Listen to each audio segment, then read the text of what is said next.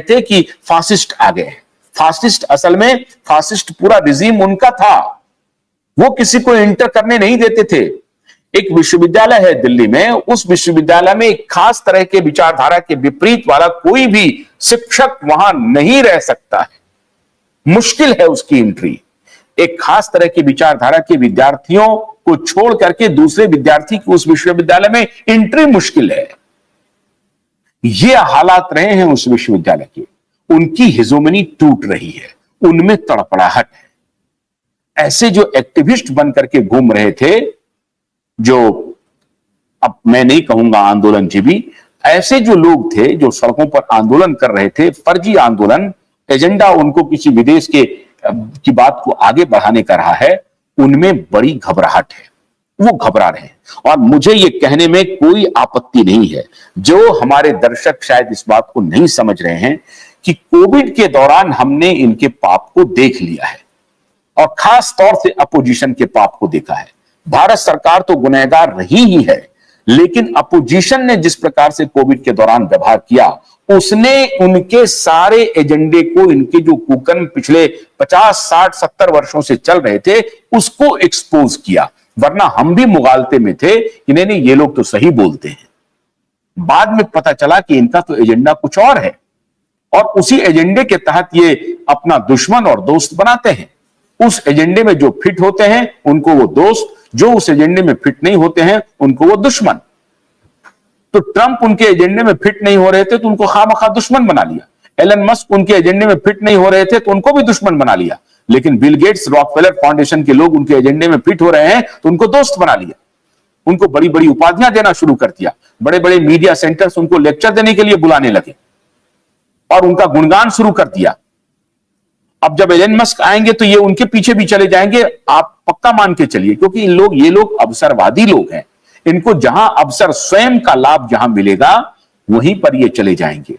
और इसलिए मैं बार बार कहता हूं कि भारतीय दर्शन जो है, वो जो स्वयं के लाभ के लिए की जो लड़ाई है, वही सारे अन्याय की जड़ है।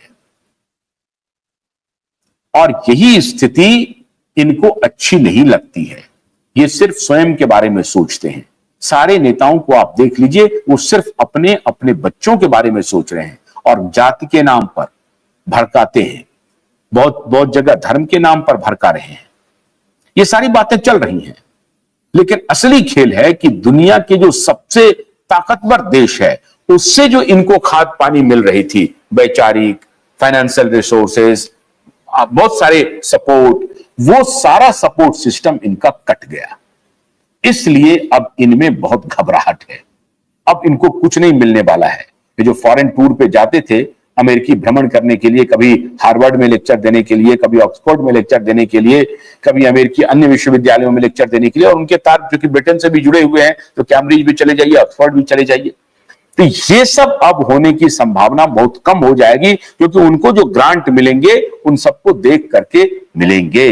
इसलिए घबराहट है, इसलिए मातम है कि इनका एजेंडा अब चलने वाला नहीं है, इनका फेक स्टोरी अब चलने वाला नहीं है। क्योंकि वहां से अमेरिकी मीडिया भी फेक स्टोरी चलाती थी, अब वहां भी अंकुश लगेगा, क्योंकि ट्रंप इस बार डंडा लगाएंगे।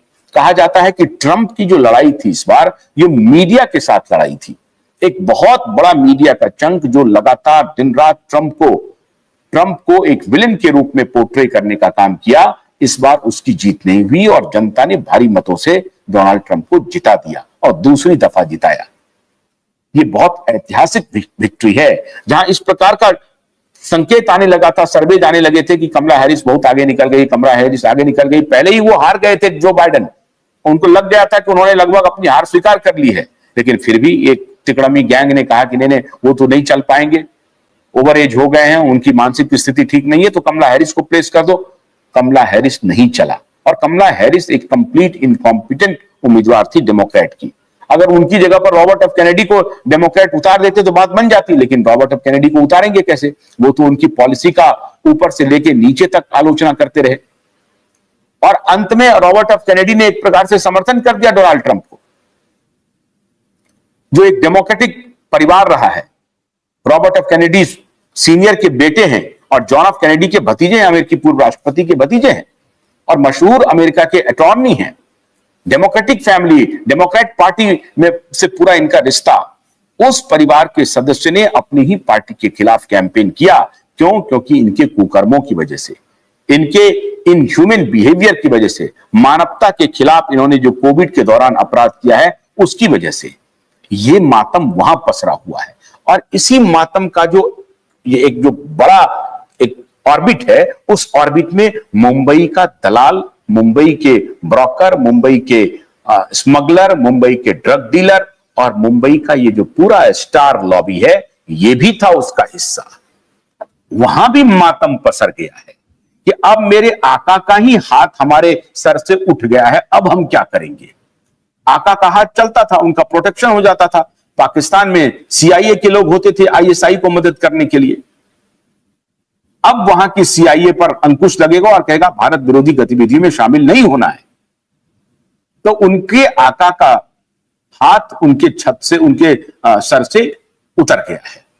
इसलिए मुंबई का बॉलीवुड अब पूरी तरह से कोहराम में है, घबरा रहा है, परेशान है। इसलिए डोनाल्ड ट्रंप की जीत को बहुत आसान या एक छोटी मोटी घटना मत मानिए। पूरी दुनिया के जियोपॉलिटिक्स के लिए डोनाल्ड ट्रंप का जीतना बेहद जरूरी था। अन्यथा ये जो पूरा लेबर पार्टी हो या डेमोक्रेटिक पार्टी हो, इसका जो पूरा कुनबा है, अमेरिका से लेकर के इंग्लैंड और यूरोप में जर्मनी हो, फ्रांस हो, सब जगह, ऑस्ट्रेलिया हो, सब जगह जो इनका कुनबा है, इनके कुनबे को अब भारी धक्का लगा है।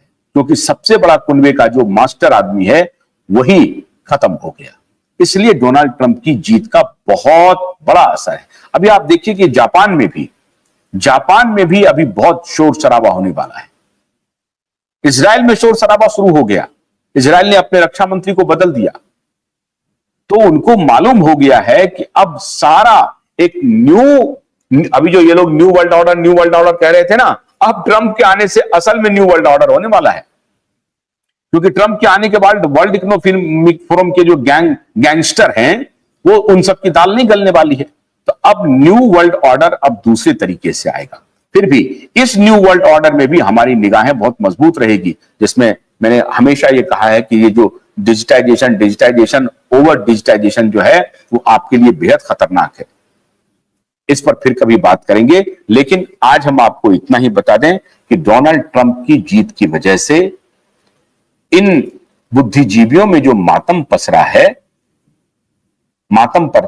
खासतौर से एक खास आइडियोलॉजी के लोगों के बीच में जो मातम पसरा है, वो अब मातम बरकरार रहेगा और कम से कम अगले 4-5 साल तक तो निश्चित रूप से रहेगा। और डोनाल्ड ट्रंप, मैं ऐसा समझता हूं कि इस बार कोई गलती नहीं करेंगे और इस बार अपने उत्तराधिकारी के रूप में रिपब्लिकन में किसी न किसी चेहरे को वो ग्रूम करेंगे, जो आने वाले जो दूसरा जो चुनाव होगा 2028 का, उसमें निश्चित रूप से रिपब्लिकन पार्टी के पास एक फ्रेश चेहरा होगा जो डेमोक्रेट को काउंटर कर सकता है, उसको चुनाव में पटकनी दे सकता है। तो ट्रंप के जीतने से जिनके जिनके बीच में मातम पसरा हुआ है, उनको हमारी भी तरफ से मुबारकबाद कि आप मातमी मनाइए, आप रुदाली कीजिए, आपको यही करना पड़ेगा, क्योंकि आपने जो कुकर्म किए हैं उसकी सजा भी यही है। मातम मना करके ही आपको अपनी सजा को पूरी करनी है।